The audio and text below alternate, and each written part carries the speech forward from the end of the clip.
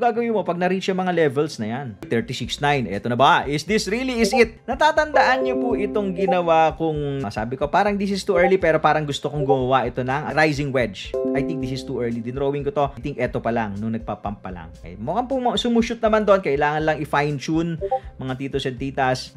Let's see kung ito na yung correction. Alright, so ganito po. Unang level ng correction na pwede mong tignan is the breakout point and the trend line. Ito po, na-break niya yung 36K level. So, there's a possibility na i-retest yung 36. Yan yung first and even the trend line. Ito po. Mga level of corrections, ha. The blue line from TPY, this could be retested, right? Umaakyat nga lang ito. Right now, it's at 35.1. Pero this is rising. Pwedeng magtagpo ito sa 36K. Yan yung mga level. So, mga key level mo is 36K because that's a previous breakout point, mga titos at titas. That's a possible area whereby na pwede mag-correct yung market. Kay second, nasaan pa na natin pwedeng kuhanin? Retracement. Kay 5 Fibonacci retracement ng mga titos at titas. Pwede natin itong kunin dito.